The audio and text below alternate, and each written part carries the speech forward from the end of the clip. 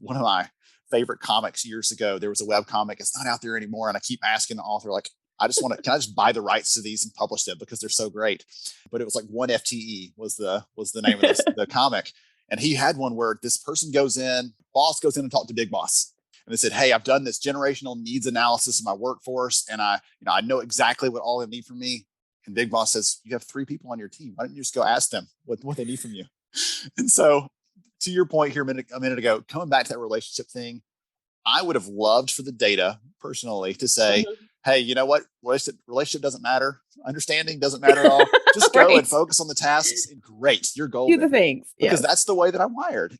Unfortunately, it says that those things that I'm not good at are important parts for being a great leader. And so I have to stretch myself out of that when I'm meeting with George, who's on my team, or Joe, who's on my team. I have to spend time saying, hey, you said you were doing this thing last weekend. How did that go? Yes. Instead of just jumping right into, I need to get your take on this really quickly because I've got to turn around a deadline. That's hard for me, but I've got to work at it. And I would encourage all of you out there, if you are very relational, maybe you need to focus a little more on the task piece and make sure people are being held accountable, or the other side, depending on where you fall.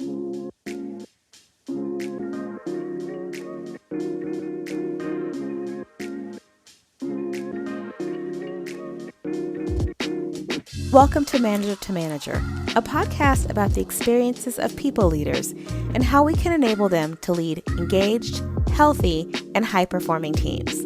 I'm Kamaria Scott, your host, and I'm thrilled to have you join us as we learn, lead, and succeed together. Hello, friends, and welcome back to Manager. So today you are in for a treat. You have one of my favorite people. He is the author of a brand new book called Talent Scarcity: How to Hire and Retain a Shrinking Workforce. He is also a podcaster. He has a wonderful podcast called We're Only Human, and he is the Chief Research Officer of Lighthouse Research and Advisory. So he is here to tell you all the good things about how impactful managers are in the roles of teams and organizations. So welcome to Ben Eubanks. Hey, my friend, I'm so glad to be here. Looking forward to a fun conversation. I'm so glad to have you. Many of you all will not know, but my first podcast that I was a guest on was Ben's podcast. And so he gave me the bug. So it is an honor to be able to return the favor and have you as a guest. You were tremendous on there. I've heard lots of great comments from people that enjoyed the episode so much. So I'll have to have you on again at some point to come back and do round 2. I love it. So I know I just gave them sort of a brief overview, but is there anything else you want to share with the listeners about yourself, your background, your research before we dive in? Yes. So for all the managers out there, I don't want you to feel any angst, because I was a former HR professional. And so I come from that background, and I see it as one of the primary jobs of a good HR leader is to help enable and support managers to be great leaders for their people, right? Not just tell them all the no's and tell them all the things they can't do. So on behalf of all of the community out there, that's what we should be doing. And if we're not doing that well, then you can let me know and I'll try to make it right. But yeah, that's my background. Now, a researcher, it's my job to understand what's happening in the workforce, understand what's happening with employers, and try to share insights, share information as I will today. Not just a bunch of data points and stuff, but in practical ways, telling stories, bringing this to life so that we know the next best step to take. And I have so much fun doing this. It's a blast. Ben was under strict advice not to bring, as he said, the nerdy research stuff without some good stories. So those will be folded in as well. But I do want to start with some research, because I think being a manager is such an important role in an organization. It's honestly pivotal. Can we just jump into, from the research that you've done, is there anything that just tells us, listen, this is an important role, and when we get it right, it can really impact our teams? Yes, absolutely. So we can go in a lot of directions with that. I'll give you a couple off the top. So we did a big study last year of a couple thousand global workers. So this wasn't, Ben calls 3 people and asked them their opinions. This is thousands of global workers. And we asked them specifically about how they feel about their leader. We said, does your manager understand you? Do they support you? And what we found was, if someone said their manager supports them, they were much more likely to say they were happy in their job. The company is open and transparent. So there's really interesting things about that manager relationship that bleed over into how they feel about the company, their job, all those things all together. One of the big things that stuck out to me, though, is on the flip side, you said, maybe the managers that aren't doing as well or aren't meeting the needs of those people. If someone said, I don't feel supported by my direct manager, they were twice as likely to leave, not at some vague point far in the future, but in the next 30 days. So there's a big impact on how satisfied people are in their jobs. I love how you explain that out, because I think a lot of times when we hear the Gallup research around the manager has 70% of the variance over Mhm. an employee's engagement and influence over their retention, we miss the why of that part, which is because of the relationship and the proximity of the day to day. And so I think what you explained there is just like, listen, I see you every day. This relationship is a pivotal one. And that's the one that then helps people understand whether or not the organization is right for them. So, and I think you mentioned there was another study as well that sort of also validated this, that kind of showed that the way they felt about their manager influenced how they felt about the organization. Yes. So when in the data, we see that when someone says their manager supports them, they feel like the company is more open and transparent. They score very high on our belonging index, which measures acceptance, respect, and appreciation they feel at the company. So Hmm. there's some really interesting ties to those things as well. And one of the ones that really stuck out to me, and I know you'll appreciate this, is when you work for a manager that really gets you, right? They don't just Hmm. know your job title or your pay rate or your list of to-dos for this week, but they know what makes you tick. They know the kind of tasks that bring joy to your life, right? Those kind of things. When you work for a manager that understands you, you are much more likely to say that manager actually supports you. And the flip side Hmm. was it stunned me because if someone in the study said, my manager doesn't really get me, they don't Hmm. understand me, there was statistically almost zero chance of them saying that manager supported them at all. Like, not Wow. like every day they're supporting, no, like at all. They said, you don't get me, you don't support me, I don't feel it. And so that placed a pivotal role in this because when you think about how we teach people to be managers, it's Yes. okay, you got to make sure you're meeting them once a week. And here's the very regimented and structured and all those things. And you forget, oh, yeah, they're people and we need to treat them like people and we need to understand who they are. And Yeah. oh, yeah, you know what, their dog died and we need to have a little heart or whatever else, all the little things. As leaders, that's hard for us to do, but it's also really important for us to do if we want that person to feel like we do care about them and to make them want to stick Hmm. around long term. It makes me think of that saying, you can miss the forest for the trees, where we do have these procedural things. And we do tell people you need to have a one-to-one, at least once a week, or you need to do this, or that. And here's the form for it. And here's the way. And you can still do all of those things and not really know who's working for you. And it reminds me of a story where in one of the sessions I facilitated a long time ago, we were sort of talking about how a manager can use recognition, how you can use what you know about someone to give them meaningful recognition. And in my story, my manager knew that I had a young son who loved this restaurant that gave wiki sticks, these little candle wicks that were colored.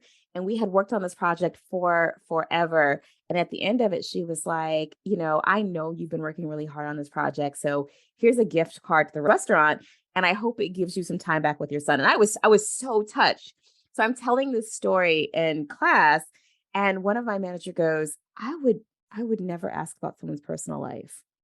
And it was an interesting revelation. I was so glad that he had the vulnerability to share that, because it gave us the opportunity to open up a dialogue and talk about why you might need to gather information to understand people and to relate to them and ask about, how was your son's baseball game or something of that nature, and what it meant kind of to be on the receiving end of that. So I love that you have data, because I do support a lot of managers who are data driven. So I like that there's a little bit of data that I can give them that says the data says you should know your team. I will admit right here that that is not my Uh-oh. natural bent, though. Okay. Okay. I am Okay. very much here's the vision, here's the things we have to do to accomplish that. Like, let me know if it would help you need, whatever else. But I am not hey, Maria, it's Monday again. Yay. How was your weekend? And oh, like, I don't usually spend time on those things because that's not how I'm wired. And Right. so I have to get out of my comfort zone a little bit to do those things. And the other piece of this I think is important is that every single one of our people are different, right? They're people. And so some of them are going to be a little bit more, hey, you know what? This is work. Hey, I'm actually good. I'll catch you later if I got a question, but I'm good. I don't need you to like dig into all those things, because I've had people in the past that were a little more private or a little more whatever, protected for their Yeah. personal life. That's fine. I don't have any issues with that. But one of the things that stood out in that study is when it comes to knowing your people, Mm-hmm. one of the things we asked was, what is the right frequency for your manager to connect with you? You mentioned the one-on-ones, right? What is the Mm-hmm. right frequency for that?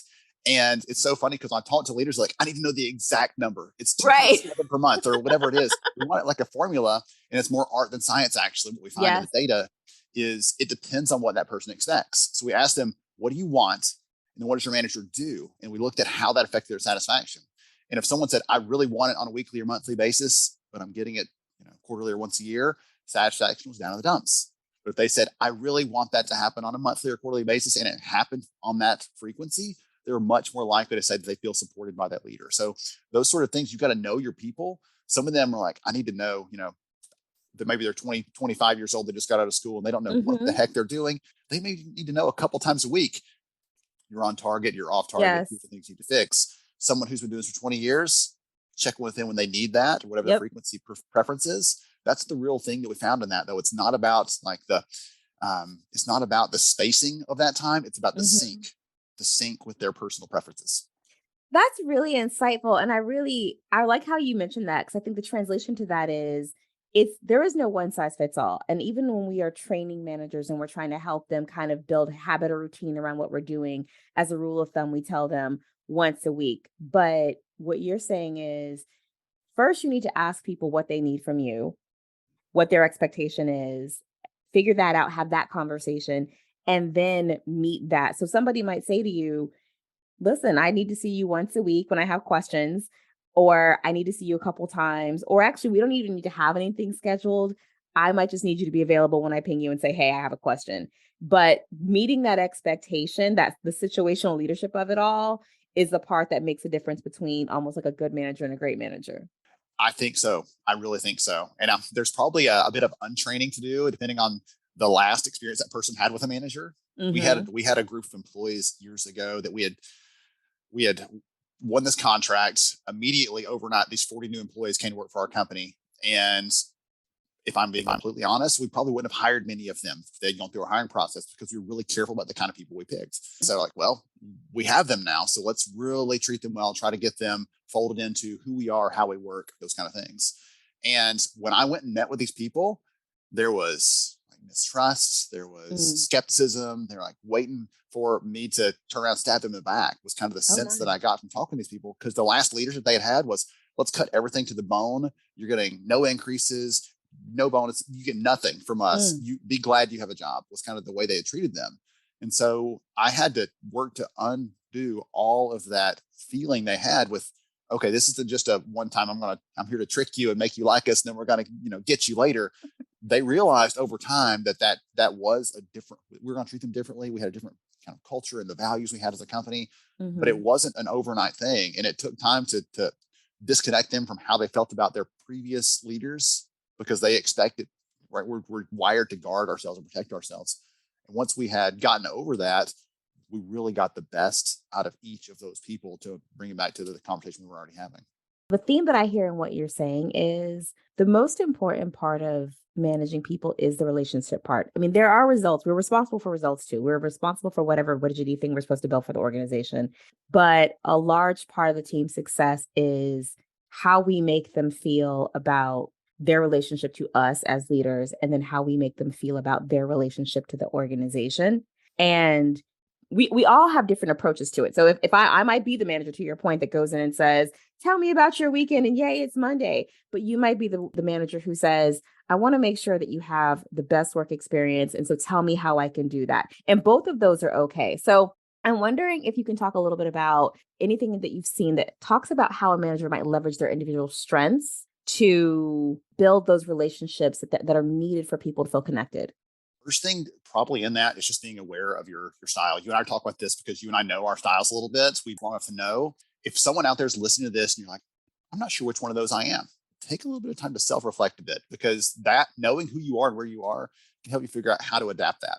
What's really interesting is you look at DISC training and the other like personality styles, things like that. It's really easy to say, oh, well, you're one of those. So you can never do this whole group of things because you're not good at it. And the truth is, even someone who is more introverted can be great at sales, but maybe they're not great at going out there and shaking 50 hands and meeting 50 people new today. But they're really great at building a relationship with someone where 6 months from now, they're going to buy, a multi-million-dollar MRI machine or something, right? Yes. It's very relationship oriented. It's not about the volume. And so I think management is the same way. You need to know where you are. You need to know what your skills are and how those fit to the kind of people you're serving. And once you know that, and you've done some of the things we're talking about here, where you really get to know the people in front of you, that allows you to adapt to fit the people that you're trying to serve. One of my favorite comics years ago, there was a web comic. It's not out there anymore. And I keep asking the author, like, can I just buy the rights to these and publish them because they're so great. But it was like 1 FTE was the name of the comic. And he had one where this person boss goes in and talks to big boss. And they said, hey, I've done this generational needs analysis of my workforce. And I know exactly what all they need from me. And big boss says, you have 3 people on your team. Why don't you just go ask them what they need from you? And so to your point here a minute ago, coming back to that relationship thing, I would have loved for the data personally to say, hey, you know what? Relationship doesn't matter. Understanding doesn't matter at all. Just go and focus on the tasks. Great. You're golden. Do the things. Because that's the way that I'm wired. Unfortunately, it says that those things that I'm not good at are important parts for being a great leader. And so I have to stretch myself out of that when I'm meeting with George, who's on my team, or Joe, who's on my team. I have to spend time saying, hey, you said you were doing this thing last weekend. How did that go? Yes. Instead of just jumping right into, I need to get your take on this really quickly because I've got to turn around a deadline. That's hard for me, but I've got to work at it. And I would encourage all of you out there, if you are very relational, maybe you need to focus a little more on the task piece and make sure people are being held accountable, or the other side, depending on where you fall. Yes. So I was just going to say that because it takes first of all, it takes a bit of humility to be able to say the relationship stuff isn't where I naturally kind of show up. And the reality is, there are a lot of people I have coached and trained to develop a lot of people that's not their natural space. And I always say that managing people really is the balance of balancing relationships and results. And most of us lean one side to the other.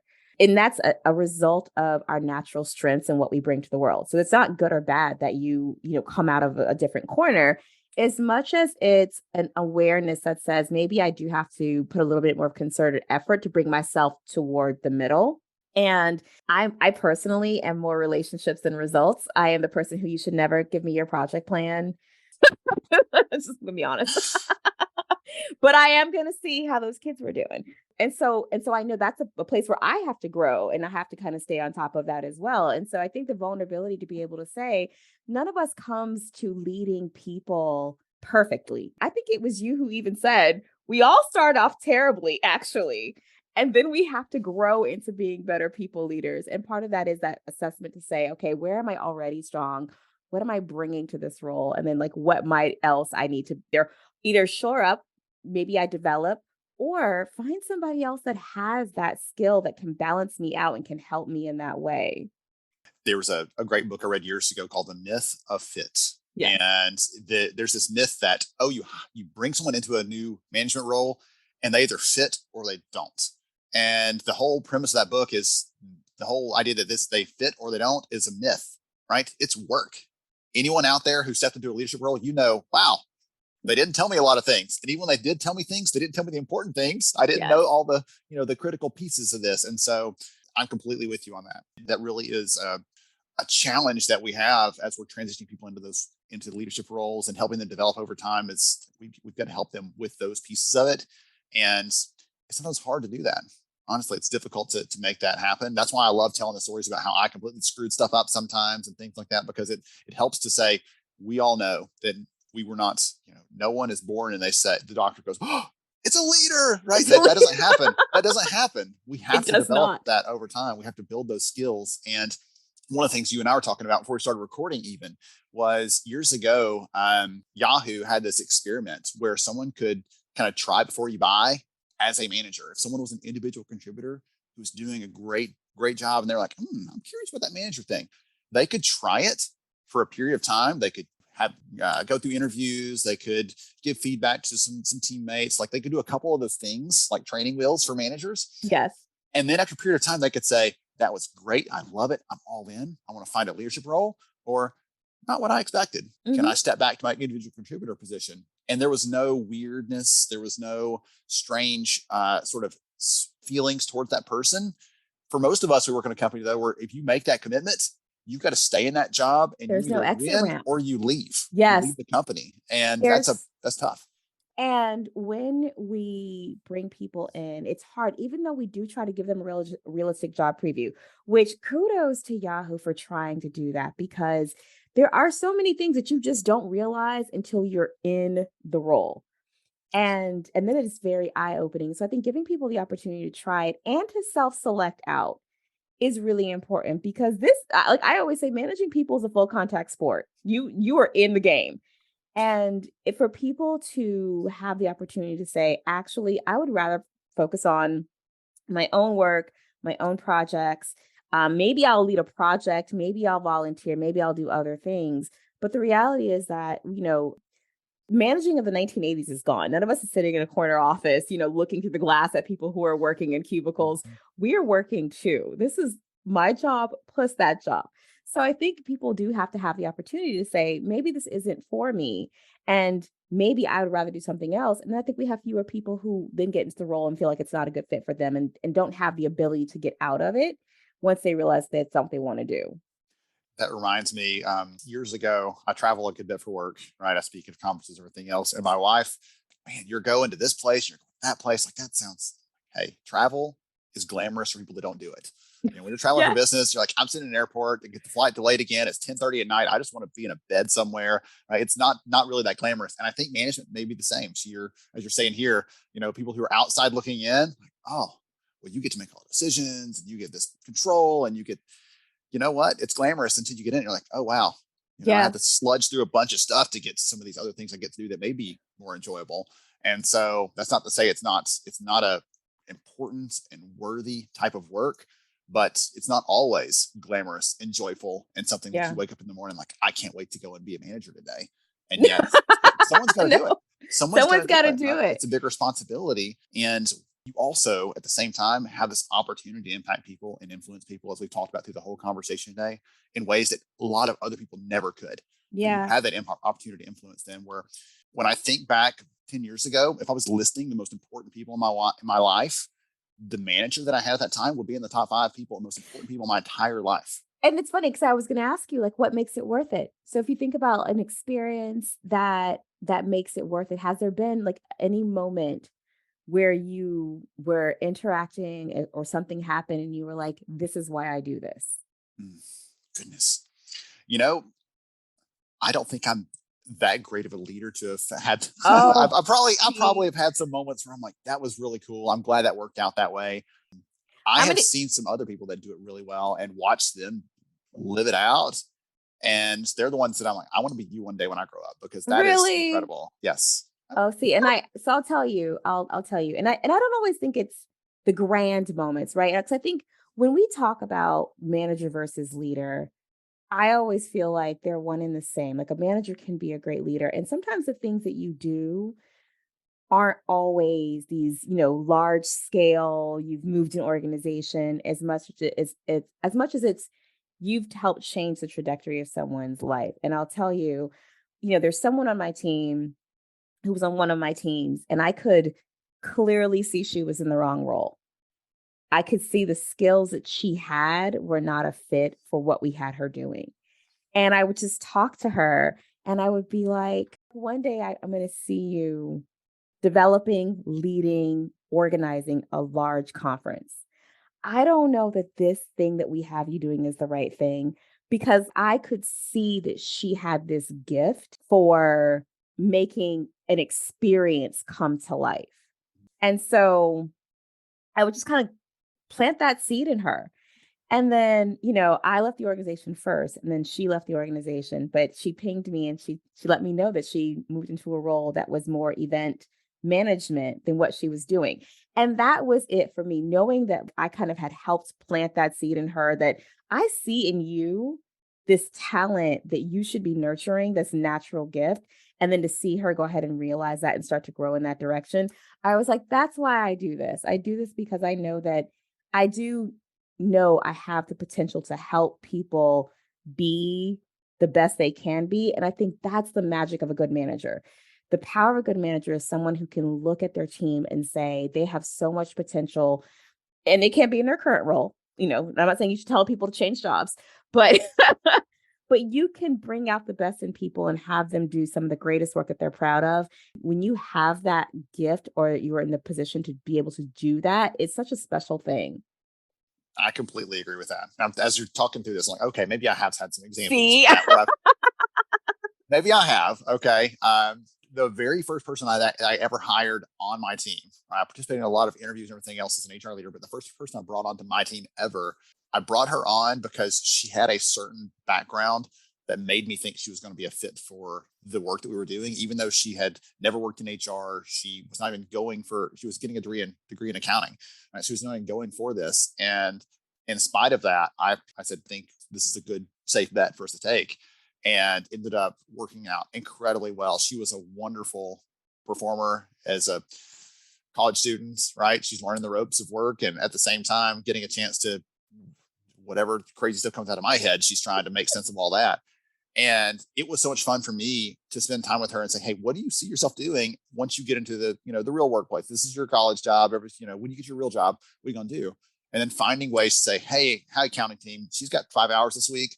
I know you're working on this budget thing. Could she just sit in and watch how you're doing that, and giving her chances to start learning and building those skills, things like that. That aligns with a lot of that's funny because I was doing that years ago before I ever started touching the research. Yes. But that sort of thing aligns a lot with the data. When we ask employees how they want to learn, the number one way they want to learn isn't through yet another course or piece of content. It's experientially. I want to learn by getting in the middle of it and seeing it and experiencing it. And so in this case, it was sit alongside someone who's doing this thing that you really care about, make a lot of notes, get to see the inner workings of it before someone says, hey, why don't you go do that as a task in your work where you're judged on it and you've never once even seen it happen. Yeah. So that kind of thing, I love doing. Kind of, I'm forgetting the name of the book right now, but they talk about sculpting the job around the person. And that's what it really comes down to. First of all, I love that we can talk books that we read. The nerd in me is so happy. I just finished reading a book called People Development, The Best Part of Leading a Team. And in it, there was a point about, how do you go about developing people and what can you do? And when I read it, one of the things that stood out to me is development is one of the things that as a manager, I can control. There's a lot, and I don't think people always realize this. Just because we're managers doesn't mean we have a lot of control over a lot of your organizational experience. Sometimes I can't give you that raise that you want, but I can give you the gift of development. And that's not always sending you to some, conference or, to your point, a training class, but I can find projects for you. I can connect you to people. That's something, because I have a high locus of control and I want to be able to really own my team experience. It makes it more important to me to be able to say, I know that I can give you this gift. So what you just said is a perfect example of, there's a lot that we as managers, we cannot control, but being able to give someone the gift of development and helping them find their way is one of the things we can give them. Absolutely. I love that. So now, you did say there was a time when you got it wrong. So in the spirit of vulnerability, what's a time when you maybe got it wrong? I found out very early with that individual I was talking about a minute ago that I love being able to cast a vision. Like, this is where I want us to go. This is where I see us being long term. And then doing a really terrible job of actually farming out the tasks and things to make us get to that, to delegate those things. Okay.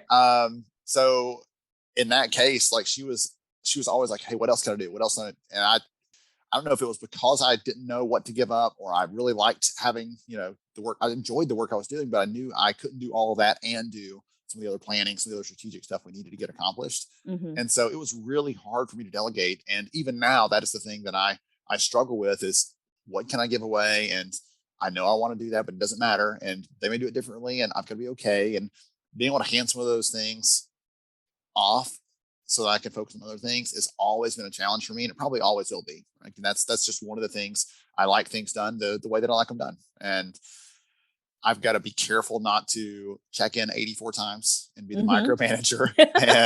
and did you also do this? And, oh, did you forget that? And once I've taught them, I need to wait for the result and see that. And then I can coach the result, but I can't coach every single step of the process, or they become numb to anything you share with them. So that's been a really hard lesson for me to learn. And if that resonates with someone else out there, virtual high five to you. We've got this, right? Just keep on keeping on. It resonates with me. Okay. I'll tell you, I've had to learn, like, my rule of thumb of how to teach myself is, if it's not mission critical, it's dealer's choice. Ooh. So if it's not going to change the quality or impact of what we're doing, she who did it gets to decide how it gets done. Or he. And that has been my reminder to take my hands off of things and be like, let somebody else do it. And it's hard because, we got to be managers by being good at what we're doing. And so now to be in a position where we have to say, I have to let somebody else be good, even though I'm still responsible for the outcome. And it's so much easier for me to just do it. I have to let it go. They go be good So, in their way, right? They go be good in their yes, way. and they're going to be good in their way. So dealer's choice is what I tell myself when I see something. I've got to remember that. I think that's a really incredible insight. And that allows you the freedom to say, you know, at this time, I really do need to step in because it impacts something on this level that I can't just point the finger and say, well, that it was that on them. If it's that important, I need to make sure that my hands are in it, or I need to make sure that I'm leading that or some other way, because otherwise I'm outsourcing the responsibility of that. And I can't do that. So Yeah, because at the end of the day, if it crashes, I have to step in and be like, yeah, that was me. yeah, I yeah. did it. So I definitely am like, if it's not mission critical, dealer's choice. If I think it's gonna, cause some unexpected outcome that we're not happy about, then I might. And even then, I won't tell them how to do it. I'll just be like, let's think about this a little bit more. But it's hard because we know we have all this experience from doing it ourselves that we want to impart upon people, and we have to give them the space to grow. So I totally get that. I want to just perhaps tie in one more story, because what I'm getting from this, and what I'm so glad we're able to share with people, is that when you have a good manager, there's just the potential of what it can be, what it can bring to an organization, bring to a team is limitless. And I think a Yes. lot of what we learn about managing is from people who have managed us. I think you mentioned you had a great manager early on. Mhm. Is there any particular situation with someone who managed you that stood out, that became a model for how you then decided to lead people? So if you are okay with it, I'll give you one or two snippets from some of those managers that I've had, but I want to give Yes, you an example from someone who didn't even manage me. I got to I watch love it. them and it was incredible. So shout out to Christine, number one, most incredible boss ever had. She was really great. The thing that she did really well is, here's where we're going as a team, and here's where I see you playing a pivotal role in that.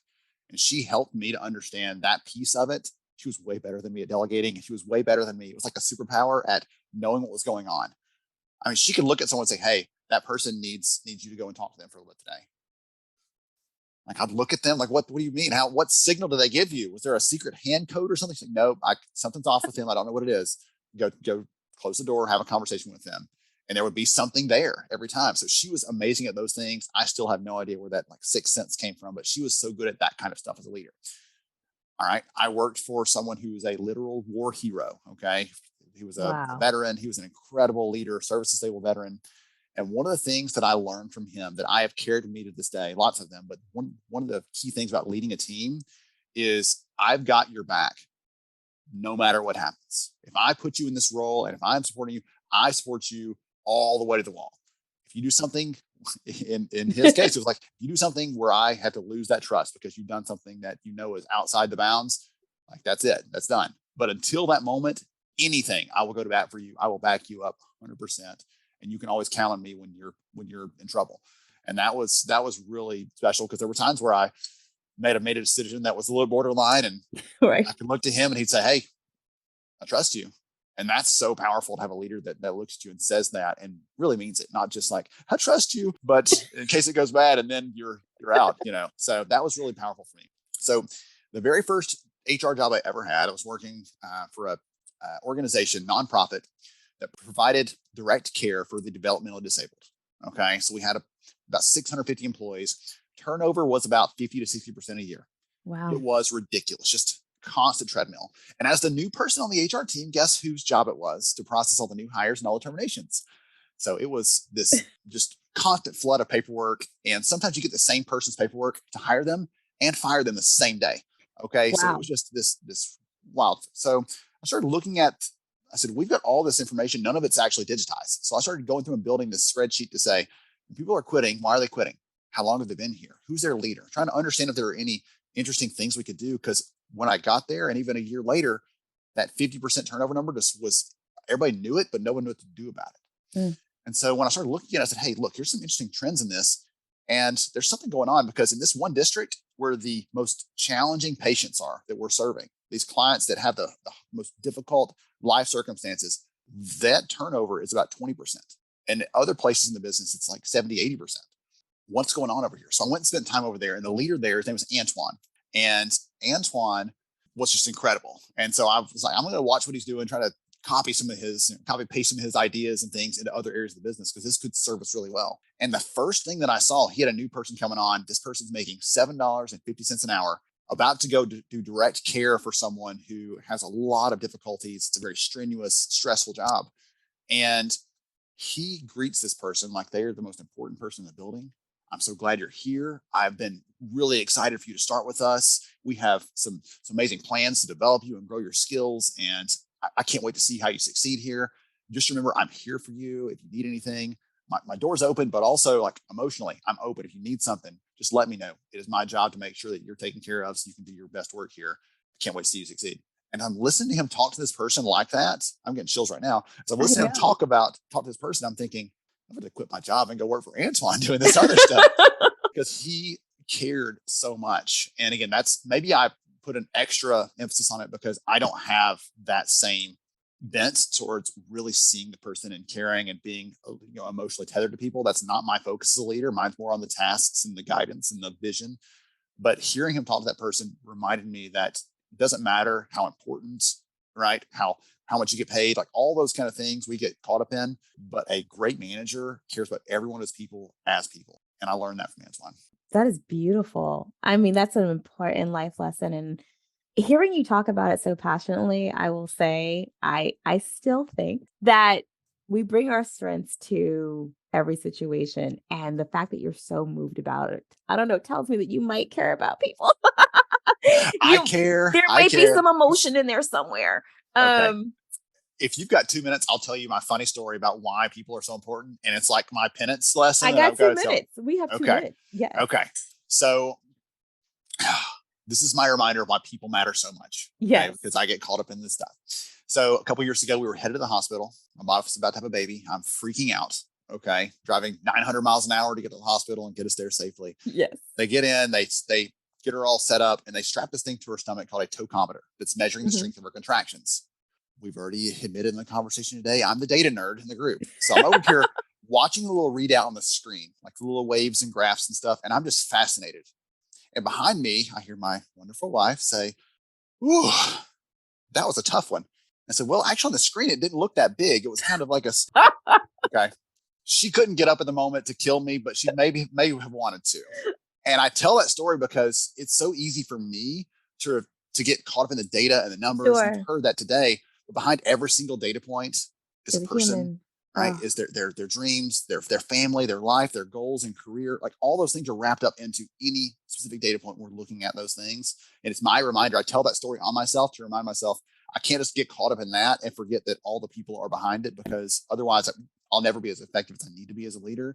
And I hope anyone listening out there, regardless of whether you fall on the very personal social side of leadership or you fall on the, I'm a numbers person, I've got the data planned out, I've got the next 6 months to the T in a spreadsheet, whichever one of those sides you fall on, it's really a little bit of both. And so my encouragement to you to hopefully not have an embarrassing story like that to tell, but also to lean into those things that you're not as good at, because it's going to make you a better leader overall. Oh, Ben, you are a gift. You are.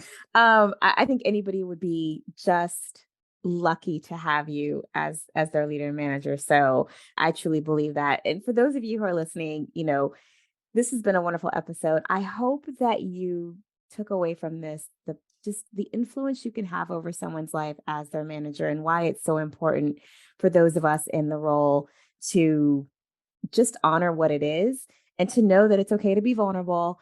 You can come at this from either leading from a place of strength from a relationship perspective or results in data, but we can all still get there to be the leaders and managers that people need. So I hope you learned something from this episode. I hope you take a moment to self-analyze, talk to your manager friends. It's okay to talk about where you may not be strong and how you plan on getting better in the role. Check in with us. Ben, if anybody wants to reach out to you for more wonderful insights, either about data or lessons learned along the way, how can they do that? Hey, I'm on LinkedIn. You search Ben Eubank, you can quickly find me. My kids do this all the time. You can Google me. It's out there. Apologies to all the other Ben Eubanks in the world, but that's the easiest way to find some of the work that I'm doing, some of the new research, things like that. And this has been so much fun, my friend. I'm honored to have a chance to join you. And I love hearing from you. I've learned a lot of things in this conversation as well. Oh, wonderful. Thank you all for listening, and we will see you next time.